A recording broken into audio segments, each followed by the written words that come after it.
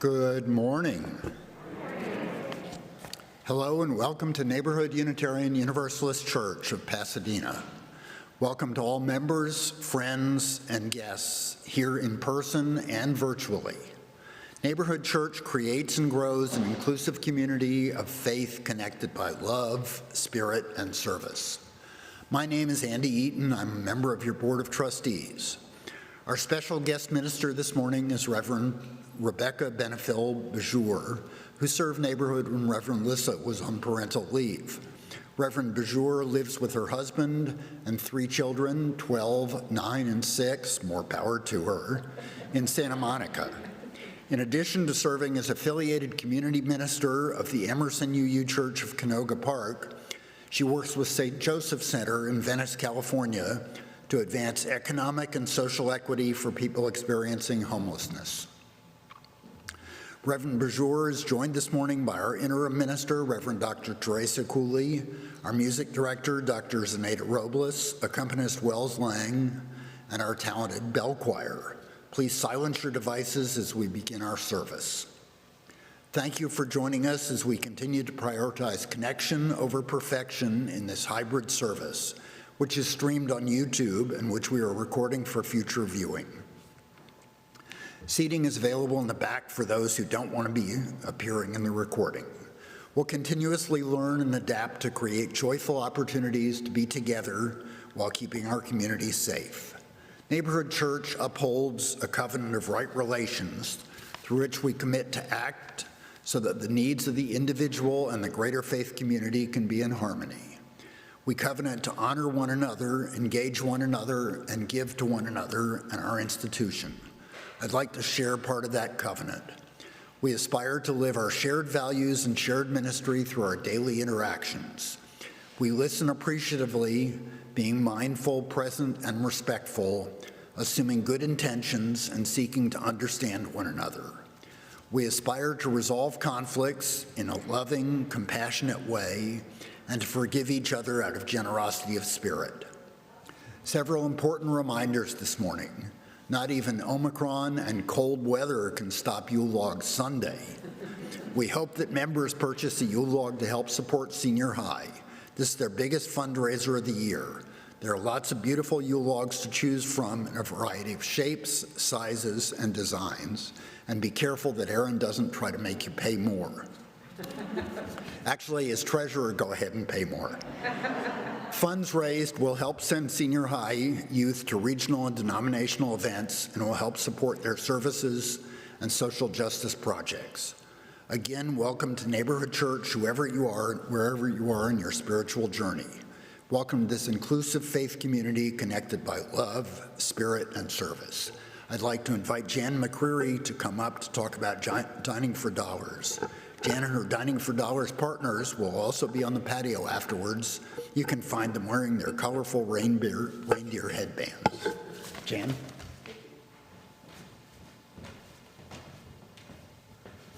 Hosting a dining, my first note is remove your mask. Hosting or attending a Dining for Dollars event is one of the best ways to meet people, to get to know each other better, and to reconnect, especially this year, with old friends. When we socialize outside of church, we build a stronger community within our church. It has been such an isolating year and a half, filled with Zooms and lacking in hugs and handshakes. We have learned how to gather together safely. In just 3 weeks, we will be into 2022.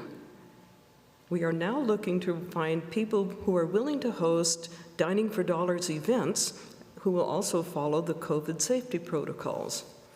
Do you have an outdoor setting? A deck, a shady backyard, a patio, or maybe a large room within your home with plenty of ventilation, doors open and windows open? We have the entire year with all the seasons, all the holidays, various weather, such as it is in California, to plan a whole variety of Dining for Dollars events. You may want to host something in July or Cinco de Mayo, or Christmas carols, even though we're organizing and will be bidding in January. We call it dining for dollars and more because your event does not have to be a traditional sit-down dinner. We don't do that much anymore. How about a picnic, or a buffet, barbecue, or maybe just appetizers and desserts with wine in between, or general grazing? The social part could be as easy as letting each person speak a little about their history, their background, share an event or a favorite ancestor or special memory. Rather than a food event, you could also lead a tour or a hike, or be a docent, or if you have a docent who's a friend somewhere, they could lead a tour. Could you demonstrate a skill, teach some people how to cook or make stained glass? Tennis lessons, anyone? Using your own skills, you can offer a service, such as helping to straighten out somebody's Wi-Fi in their home or a bulky cell phone or computer. Can you fix a leaky faucet for them? Do you have a vacation home that someone could share or visit for a few days?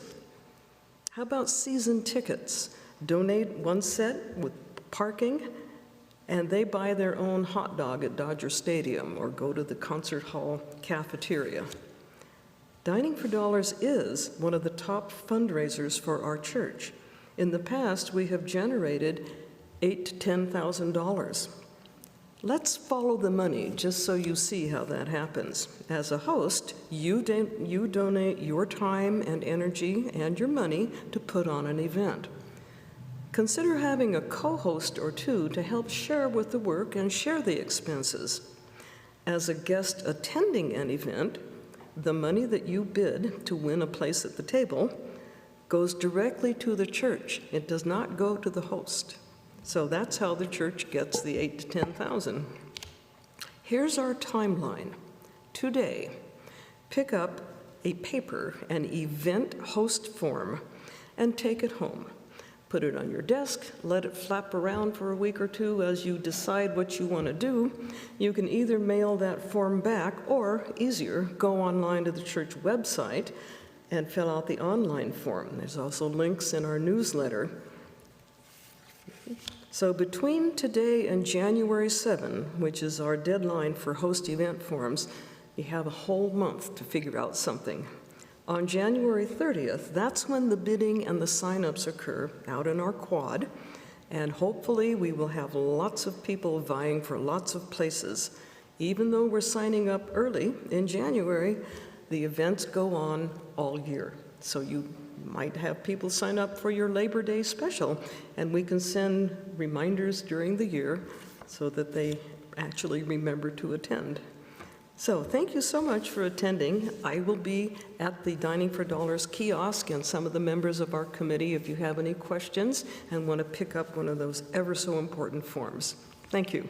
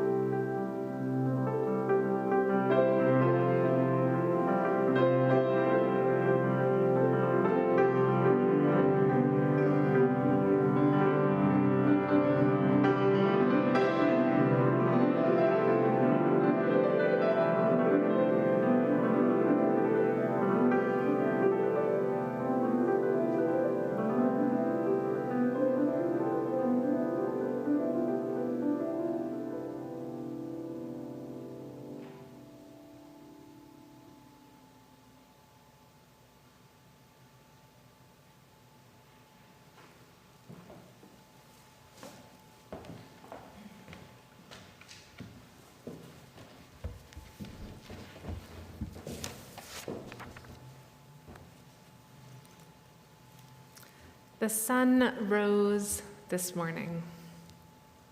The sun rose this morning at 6:43 and will set this afternoon at 4:42. Today, we will receive 9 hours and 59 minutes of sunlight, about 6 minutes more than we will receive on December 21st, the solstice, on which we will receive 9 hours and 53 minutes of sunlight, the shortest amount of sunlight that we receive in this part of Southern California. The ancients said that during the solstice season, the sun stood still. This morning, we too stand still. We pause on the forming edges of our lives to rest, to find shelter, to embrace, to give shelter, to listen and sing, and to worship with the full reaching out of our minds and bodies and spirits in this holy moment, in this sacred space. This morning, we give honor to the lights of the Hanukkah, to the flames of hope and love on the Advent wreath. Even as we turn toward the solstice season, even as we give thanks for the darkness and for the seed time, which comes always before the returning of the light.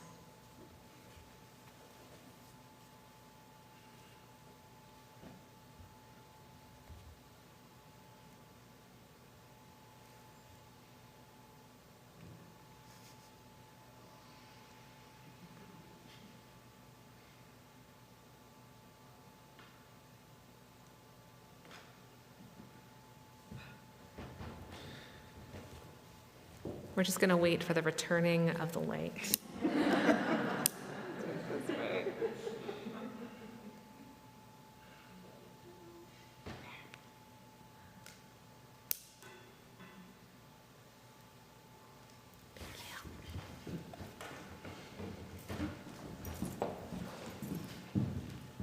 Good morning. Our opening hymn is number 51 in your gray hymnals. Please rise in body or in spirit and join us in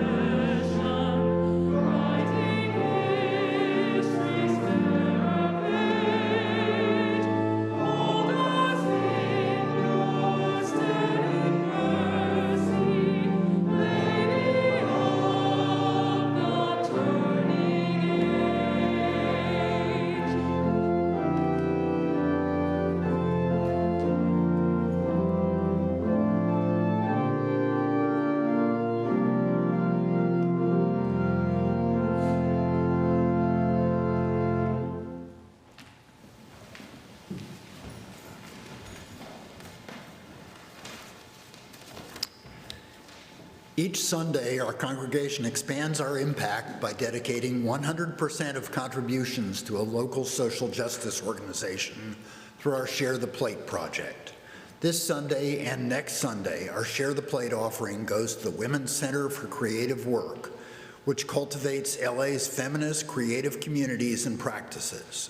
Based on the organization's 8 core values, they help map what members of this community stand for and how they move internally and externally, connecting their intentions and actions from the smallest to the largest levels. In their own words, they help us stay accountable to ourselves and to our community, remind us who and what we are working for and why, and inspire us to continue this work with integrity, generosity, and love. Please watch this video about their work, and please give generously through our website, text to give, or the QR code or the donation box available at the exit. If you wish to make a payment towards your pledge, make a note in the subject line or use an envelope available at the box outside. Hi, I'm Sarah Williams, Executive Director at the Feminist Center for Creative Work, and I'm so pleased to introduce you to our organization via a video you'll see in just a moment. In the clip we'll share with you, you'll hear members of our staff and community as they describe what our organization looks like for and means to them, and how we fulfill our mission of nurturing an ever-evolving, intersectional, intergenerational, and joyful collaborative feminist practice, modeling ways of working and living through art, programming, media, publishing, and the redistribution of resources from Los Angeles within the world. Next week, my colleague Mandy and I will be joining you in person, and we're really looking forward to that as well. For your community to reach out to offer support is meaningful, not just because of our sudden present need, but also because of so much of a sense of shared value. I consider the 7 core principles of Unitarian Universalism, and am especially enlivened by how our communities share a belief in our responsibility to supporting people's spiritual growth, which we believe creative growth can be an important means to. Our communities share a commitment to a free and responsible search for truth and meaning, and to that end, our programs have included not just art, but abolition, digital equality and equity, social and institutional responsibility, and the health and well-being of artists, and more, aiming to be accessible and practical in how we understand and aspire towards our best and richest lives. Both FCCW and Neighborhood Universalist Unitarian Church fight for the goal of world community with peace, liberty, and justice for all. And as such, we articulated our first core value, that we are a place that affirms that art, creativity, and imagination have intellectual, personal, and political value, that no art is neutral, it is either transforming or upholding the status quo. In changing times, ones that are creating great uncertainty in our organization, it is a great comfort to feel the spiritual and material providence of new friends, new supporters, new community members, and patrons. We are incredibly grateful for your support and look forward to being with you in person next week. Thank you so much. In the past, there's been so many forces preventing women from having a creative practice. Maintaining it is definitely an act of resistance.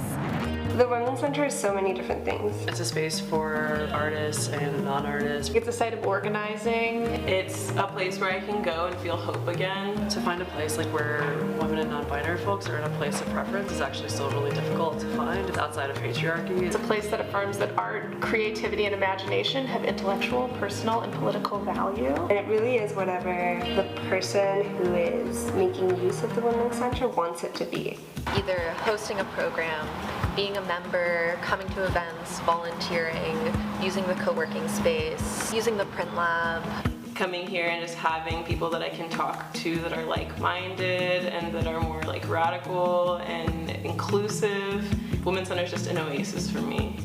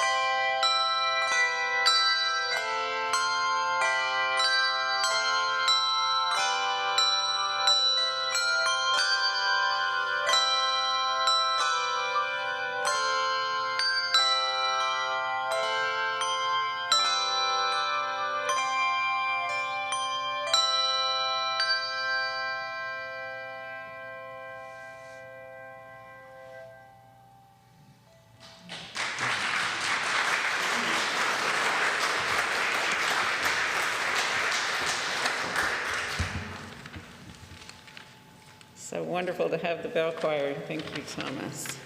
Lots to celebrate today. We have the bell choir back with us. And I'm going to embarrass you guys, but Bill Mejia and Mike Pankratz have returned from their wedding in Mexico.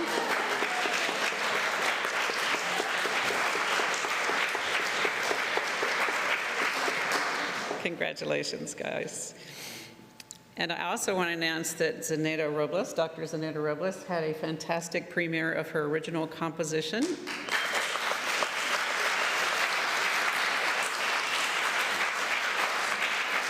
At the Advent service, and it is beautiful. It is beautiful, yes.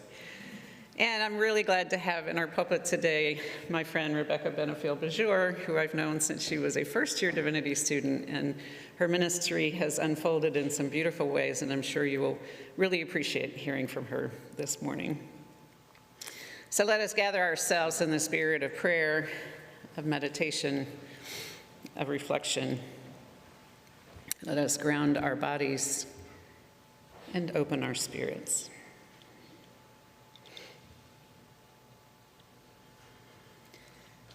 To all that is chaotic in you, let there come silence. Let there be a calming of the clamoring, a stillness of the voices that have laid their claim on you, that have made their home in you. Those clamoring voices that go with you even to the holy places, but will not let you rest, will not let you hear your life with wholeness or feel the grace that fashioned you. Let what distracts you cease. Let what divides you cease. Let there come an end to what diminishes and demeans, and let depart all that keeps you in its cage. Let there be an opening into the quiet that lies beneath the chaos, where you find the peace you did not think possible, and see what shimmers even amidst the storms. Amen. And let us welcome metaphorically into this space those who are on our minds and hearts today, those loved ones who may be struggling, those loved ones we may have lost, those loved ones who may be celebrating. So let us hold all of this love in the beauty and silence of this community.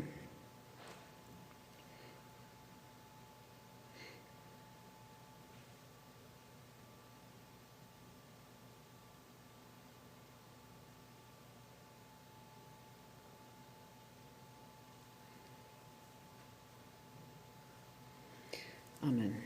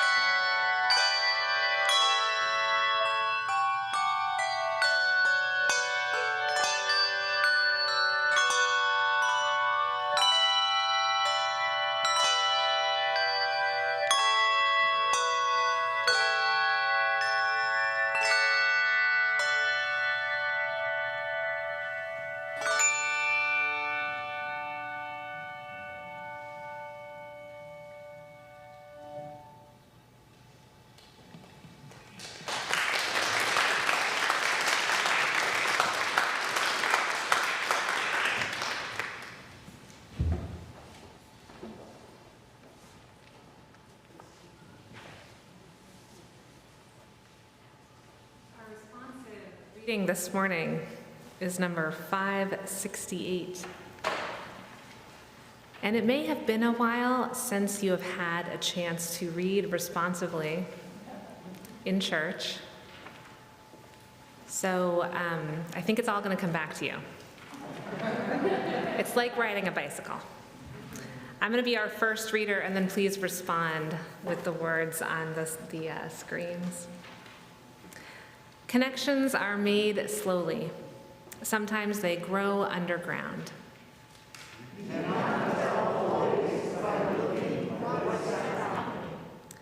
More than half a tree is spread out in the soil under your feet.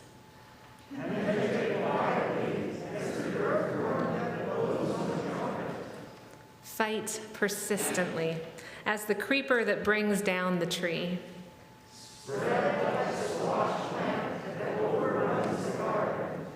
Gnaw in the dark and use the sun to make sugar.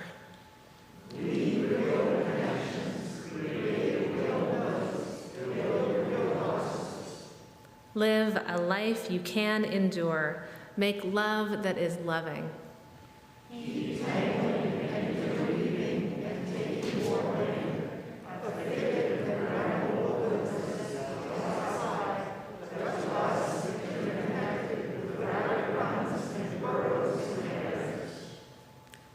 Live as if you like yourself and it may happen.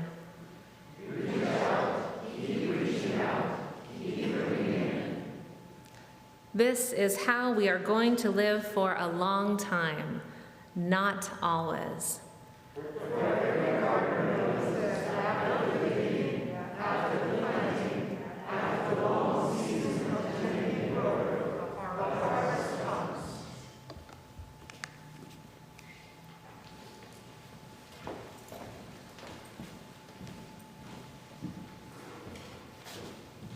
Our meditative hymn is number 55 in the Gray Hymnal.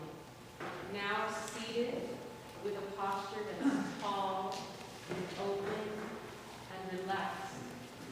Please join us in singing Dark of Winter.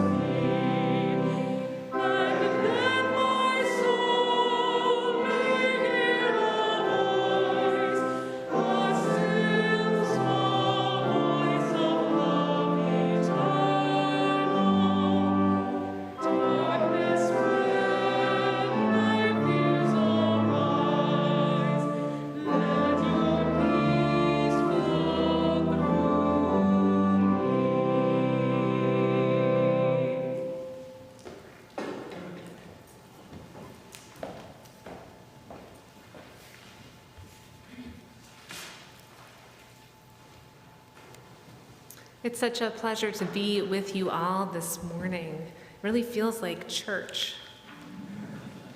And such a pleasure to be with Teresa and Zenaida up here as well, and the bell choir. You're just doing an incredible job of coming through this time together. And I'll talk more about that in a moment, but I just wanted to tell you how glad I am to be here. I wonder, Neighborhood Church, if you remember where we were 365 nights ago, 1 year ago today. We were 1 month from Election Day, which I know you remember, and about 1 month from January 6th. But it seems like a long time ago to me.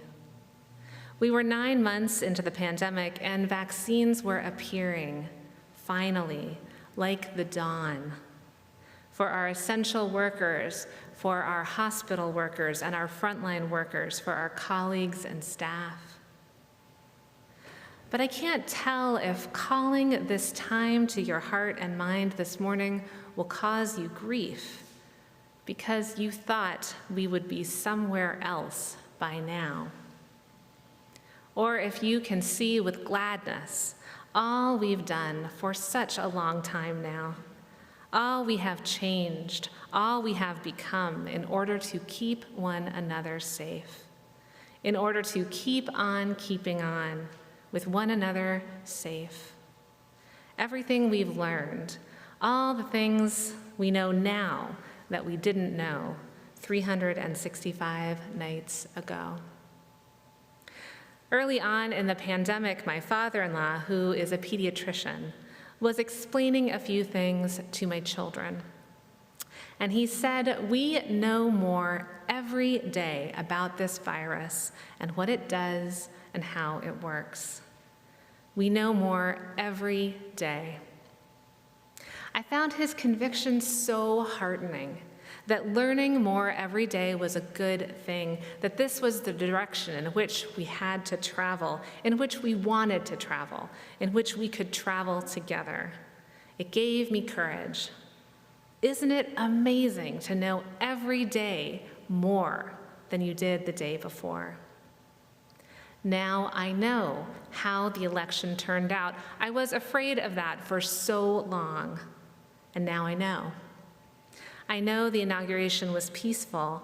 I know my kids got to go back to school. All the things I didn't know last year.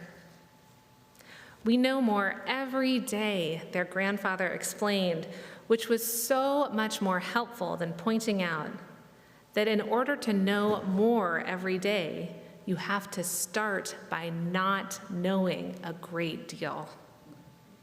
You have to start from a place of unknowing, something that is very hard for people in a dominant culture and a mindset who have staked so much on control, on knowing, on competence, on mastery. You could say that our dominant culture is a daytime culture, a sunlight culture, always seeing and knowing and doing and controlling. This is why I think it is so hard for many of us to be in the dark, in a place of unknowing. You might think, too, that over time, the vast accumulation of things that we have learned in the fullness of time, in the brightest of days, would teach us to trust when we don't yet know, to be a little less impatient to know now what we will know then. But that doesn't seem to be the case, at least for me, not yet. No matter how much I learn, no matter how many days and nights go by, I am still troubled and bothered and rocked by the uncertainty of what I don't yet know. Omicron, the Supreme Court docket, the next election. When I think of what I didn't know, what we didn't know about pandemics, about risk-taking, about grief, about social and emotional distancing, when I feel everything I did not yet know I would feel about living in uncertainty, not for always, but for a long time, it makes my heart so full and heavy. This grief has a gravity, and it pulls me down. I want it to pull me toward my roots so I can rise again, so I can keep growing slowly underground. But sometimes I just have to stay on the floor with it. Not for always, but for a long time. And so I tell my children, and I'm telling you, beloveds, someday people will write books about us. They will seek to know by writing what we are knowing by living, and they will probably get most of it wrong. But you know what? I am looking forward to reading them, reading those books that will come, because in the misty midst of this time, it is so hard to get my bearings, to know not only where I am, but when I am in this time of unknowing. The great rabbi and scholar Abraham Joshua Heschel once said of the Jewish Sabbath, their holy day, he said it was a cathedral in time. And he wrote, "The meaning of the Sabbath is to celebrate time rather than space. 6 days a week we live under the tyranny of things of space. On the Sabbath we try to become attuned to holiness in time. It is a day on which we are called upon to share in what is eternal in time, to turn from the results of creation to the mystery of creation, from the world of creation to the creation of the world." Heschel writes that in the first use of the word holy in the Jewish scriptures, kadosh, it is used not to mark a place, not a temple or a mountain or a river, but a time, the seventh day. Before there was a holy place, there was a holy time. And in Orthodox Jewish communities, the seventh day continues to be set apart from the rest of the days of the week. In fact, in all of the major religions of the world, one day of the 7 is set apart for communal spiritual practices. This is actually one of the few practices that we have in common with our Orthodox kin, we Unitarian Universalists, as we too continue to gather for worship and meditation and prayer and fellowship and teaching and learning on one day of the week, set aside from the others. The cultural brilliance of building architecture in time rather than space has extended in new ways over these last 18 months, as all of us have been called to reimagine our lives and our congregations into new spaces, but often at the same time. Without meeting in a sanctuary, without taking your accustomed seats, by the way, I hope you are still sitting in your accustomed seats, the places that you used to sit in the past. It's very important to have that continuity. But without those aspects of the space we share, still this community has gathered to turn together toward the things that are sacred, the things that are kadosh, that are holy. If you are like me, it has not been easy, and I want to thank all of you who have been working so hard in this community and our other communities to make sure to hold us in this time, because it's been a long time now that we have been changing and adapting, but it will not be for always. And we are learning more every day about how this works. Many Jewish teachers have written about what is holy about time, and some have even said that you don't keep the Sabbath keeps you. And so I wonder, for those of you who are here today, if your observances of these winter holidays and holy days, if they are keeping you, if they are holding you and giving you a cathedral in time. I wonder if you can remember visiting any of the great sacred spaces of our lives. It could have been an old church.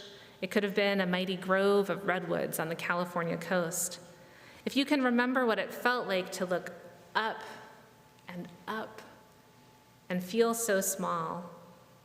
If you can remember what it felt like to look down and out into the alcoves of the church into the branches and shadows of the forest and to feel connected along those pathways to new mysteries.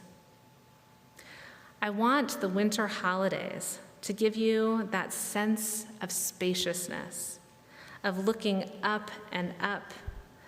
I want the architecture of this time to help you know that you are connected in passageways, in branches and paths and shadows with other humans and non-humans across time, both ways, forwards and back.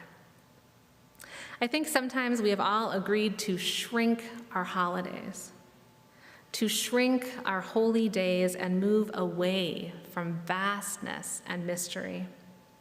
We agreed to turn down the road of practicalities and results, to climb the mountain of logistics and calendars, to cross the river of obligations and expectations. But at this time of year, when the nights get long, longer, longest, I wonder how to look again at the unknowing vastness of the holy days. I wonder what it would feel like to look up and across and down into the vastness of this mysterious time.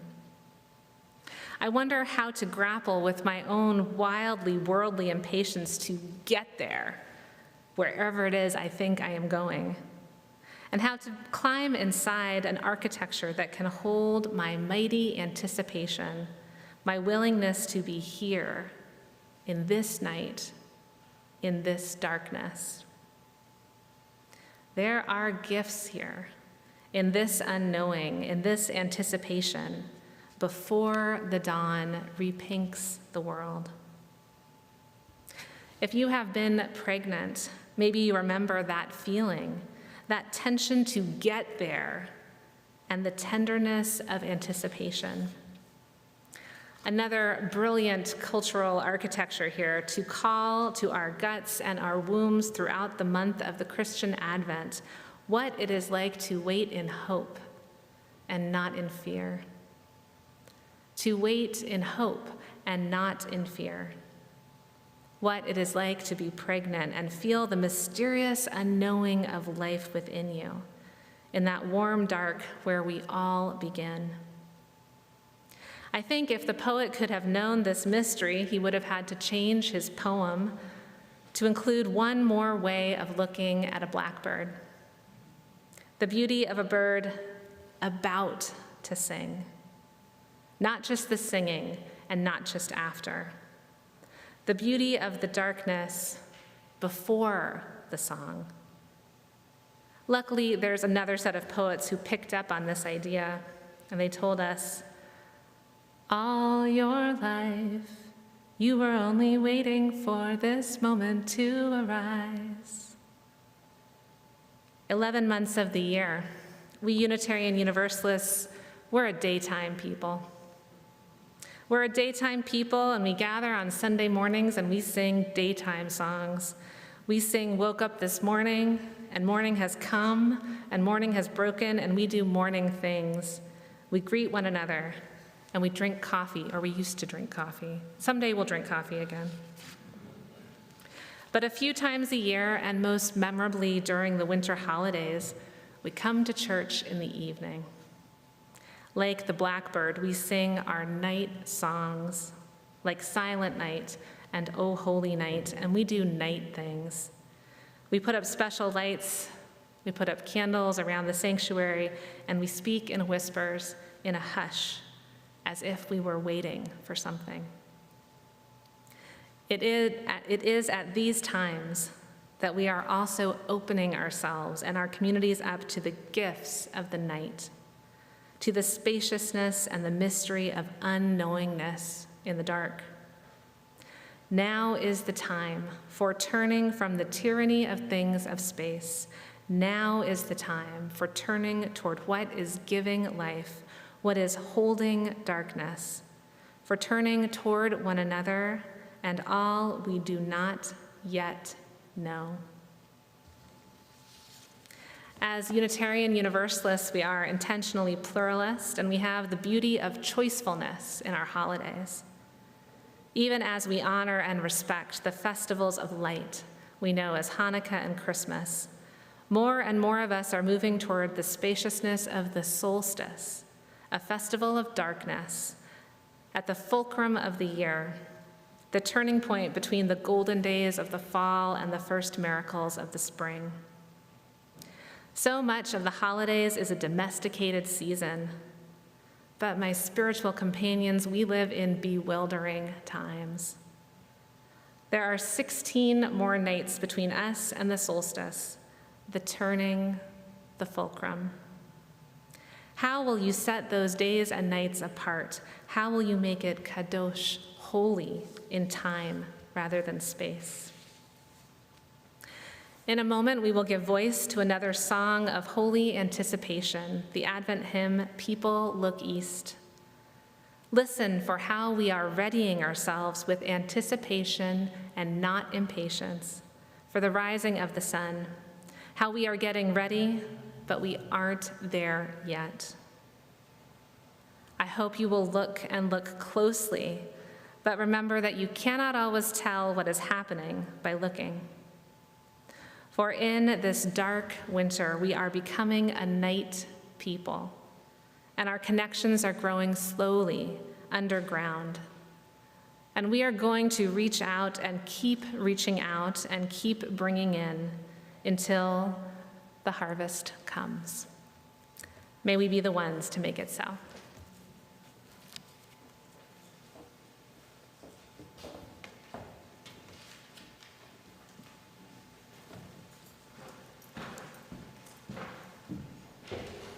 Our closing hymn is number 226 in the gray hymnal. Please rise in body or in spirit and join us in singing People Look East.